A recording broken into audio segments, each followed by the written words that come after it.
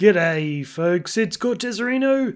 Today we are making the mother of all nether wart farms. Well, I'm sure there are bigger nether wart farms, actually I know there are, but this is going to be the biggest one that I have ever built. And we've got a security guard up the front, we better take care of him.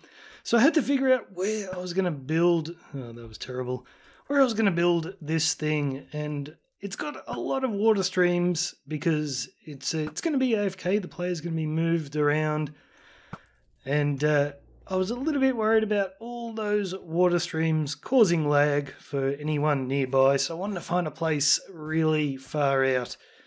And the water streams are even worse now in 1.13. Ooh, I wonder what someone's building over there. I haven't seen that before. In 1.13, the water streams will you can only make them 5 blocks long before they don't have enough power to push you over a piece of packed ice. Guess where we are going? So I decided to build it out here at our only mushroom island, well the only close one, because this entire island is surrounded by a massive coral reef, and I've been meaning to make a portal out here just so we can gather coral whenever we want. But the added benefit of building it out here is I don't have to be too particular about lighting the place up as I'm digging this big hole, because nothing's going to spawn. So I'm building it underground because I'd have to make a big flat area anyway, and this will protect us from the Phantom Menace. And I'm not talking about Jar Jar Binks. The Phantoms will come and get us when we're AFK, and even if I put a few blocks over the player's head, all you need is someone else who hasn't slept to come through that portal, and all of a sudden there are phantoms everywhere. So the farm that I've designed on creative, I haven't finished designing it, but the creative one is 4 chunks by 4 chunks. But I'm digging this one a little bit bigger because I found, just with a bit of testing, that by the time you get to the end of the farm and you're ready to come back to the front and start breaking all the nether wart, they haven't fully grown. So I'm going to make this one a little bit bigger, and I figured if we're going to be testing how long it takes you to get through the farm and how much the nether wart has grown, then we might as well do it in survival, so we are getting nether wart while we're testing. The biggest I can make this though is 4 chunks by 6 chunks, and then I run out of Mushroom Island. So I am going to keep digging away here, but I thought I'd brought you in. Oh, and another thing, there is a nether wart shop at the shopping district run by Nutty Chef, and this will essentially put him out of business. So what I will do is I will sell season passes to this, maybe 5 diamond blocks if people want to use it, and they can just pay at Nutty Chef's shop, so that way he still gets some diamonds worth out of this. But what is Cortez going to get out of it? Well, I am going to put a goods and services tax on this, and I haven't figured out the redstone yet. But what I want to do is put in the collection system, when it's going to put all the nether wart into chests for the player to collect, there is going to be a little redstone tax man in there who's maybe going to take 1 nether wart out of 10 or something like that, and put it aside for Cortez. So I can just come here and grab nether wart without even having to AFK. So that's the plan, but I haven't figured out redstone for that yet. So yeah, first of all, I've got to dig a hole. So where do I begin? I know where we should begin. It's nothing good. Number of deaths. We are up to 3, and it's pretty much the same thing that happened last time. I was digging these little trenches so I could put my prismarine down the bottom, which is my go-to block now for when I know I'm going to be covering it with water. I think it always looks pretty cool. And I was digging along and dug straight into lava again. But this wasn't regular lava, this was sneaky Minecraft lava, which was at the bottom of a huge pit, so I couldn't hear it when I was digging into it. So I managed to save my stuff. I did an awesome ender pearl and got out of there, but I still burned to death. So I don't care that it's taking up an inventory spot. I am carrying around fire resistance with me wherever I go now. It saved my life in the nether the other day. I had a regular zombie come up behind me and knock me into some lava, and I had that on me and I lived. It was pretty awesome. So, oh man, where do I start with this thing? It took me a while to build. You might notice all the sealands. Just one or two. It took me, I don't even need light down here because we're in a mushroom island. But I have so many sealands that I just thought, why not? And placed them over the entire room. And I haven't even finished using all the sealands I got just while building the farm. From the drops I got while I was building it, all the sealands I crafted, I've still got about 3 or 4 double chests worth. I could have built the Guardian farm, and then the second I finished, torn it down, and I would never run out of sealands. So rather than go over every little thing in this farm, I'll just give you the basic idea of how it works. You stand in the water streams, planting the nether wart, and you just go round and round, and that is 7 chunks long. And the way the nether wart is harvested, just before we get to a new section, you can see one section's cleared here.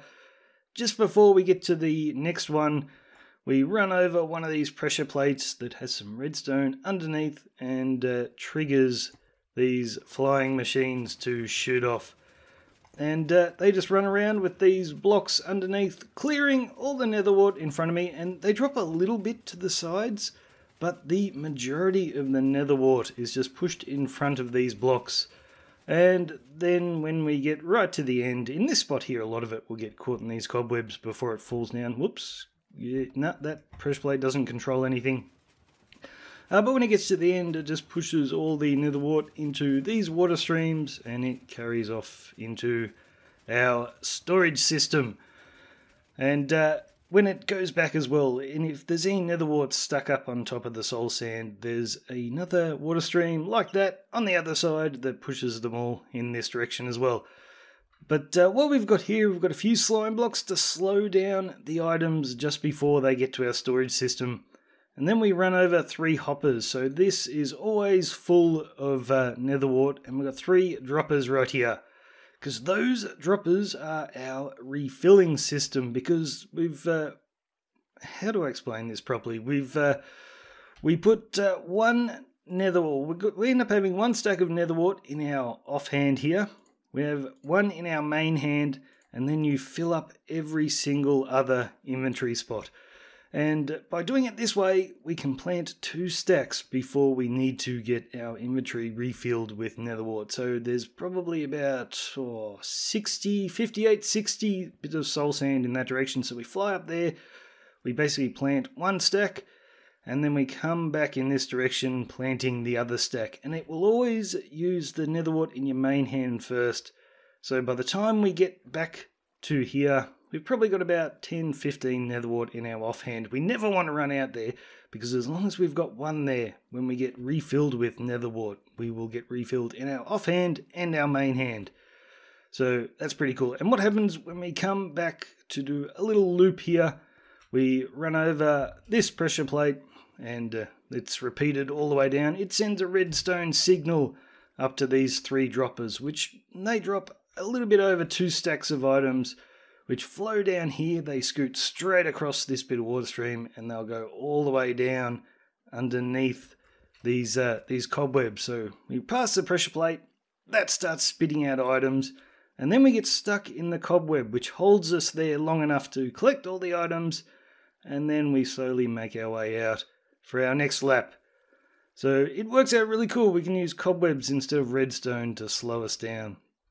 And this thing is huge. By the time we get right to the very end and come back here, all these guys up the front, well, pretty much all of them are fully grown, and we're ready for another lap. And when this is pretty cool as well. When we get refilled at the start, we run over this pressure plate here, and that triggers that flying machine to come at us.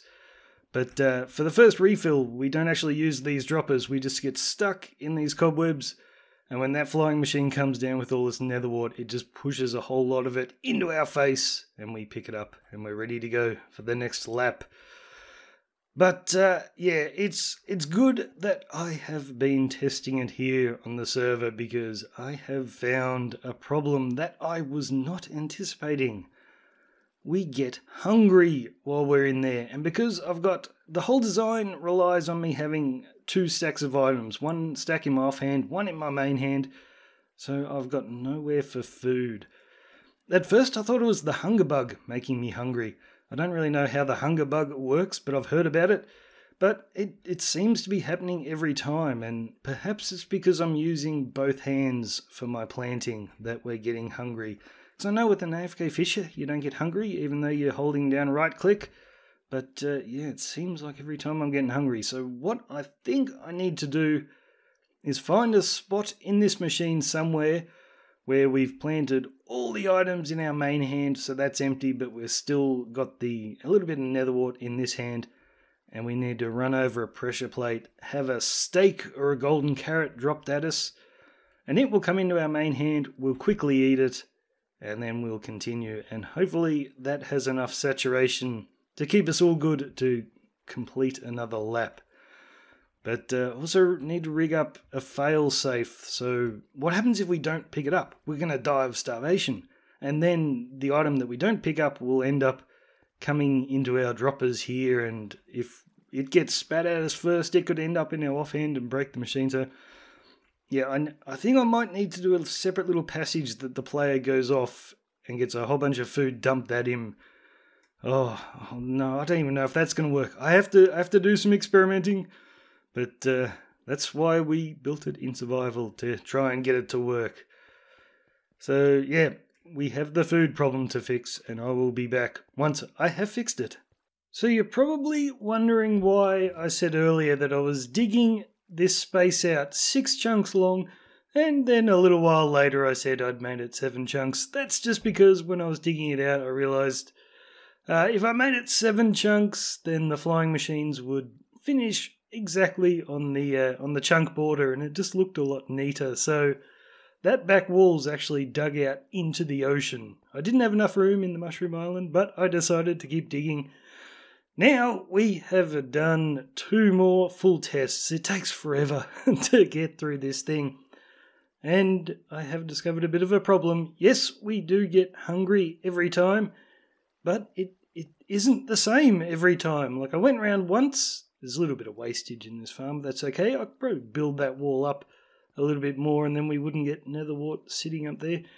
But anyway, I put a little dispenser next to one of these pressure plates, a little dropper full of golden carrots, and I had a cobweb above it so it would always catch the bit of food, so I was guaranteed to pick it up.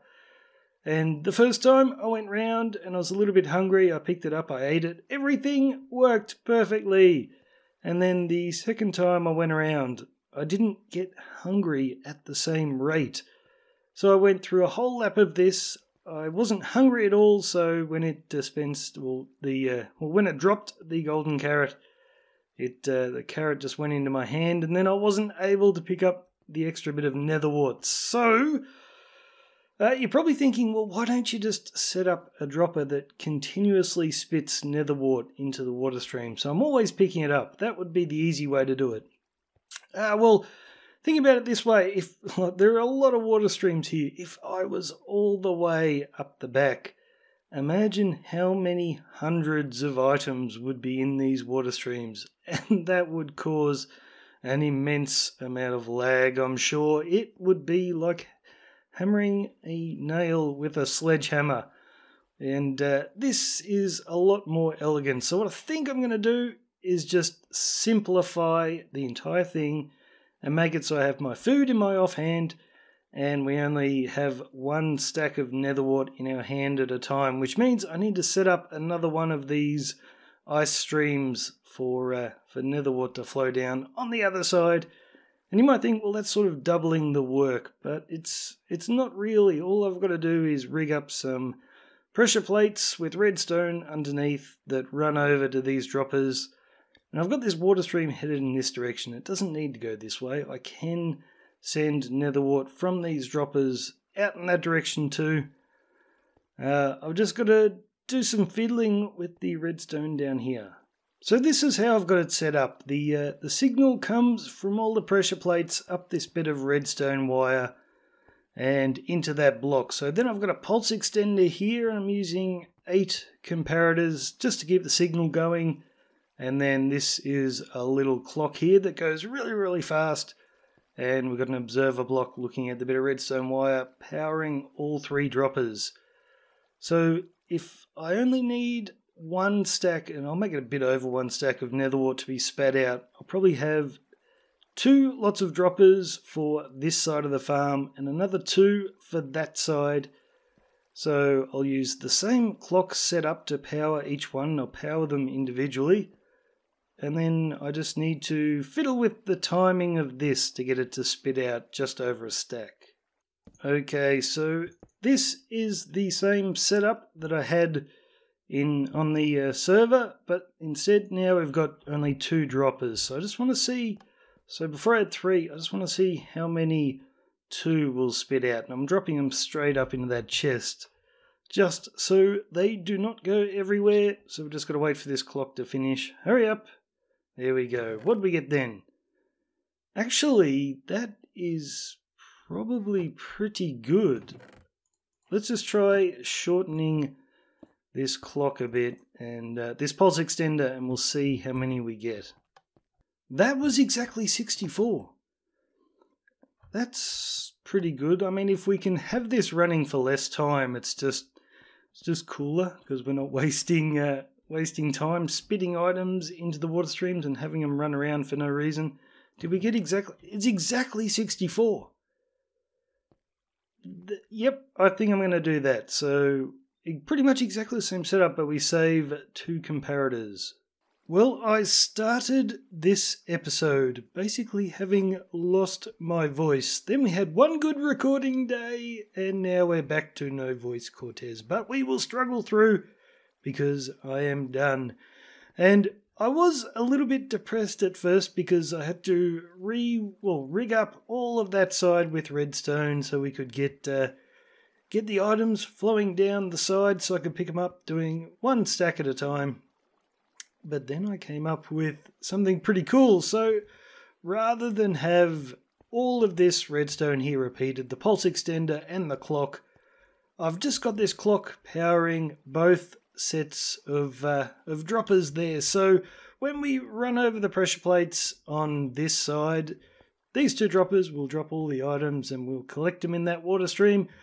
But I was a little bit worried about the distance that all the items would have to travel from these droppers to connect with me. I'd have to pause myself for so long waiting for them. But this way, when I run over it on this side, these ones fire as well, and all the items come shooting down here, and then they stop dead in their tracks when they hit this block of ice. And there's an extended piston underneath that.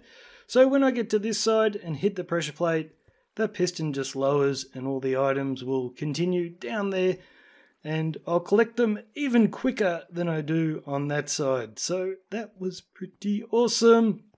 And it's working perfectly now. I tested it out, I did a full lap, and I did get hungry again, but that was no big deal. I guess it's when you're getting pushed in water streams you get hungry, but AFK fishing where you're standing still is not a problem.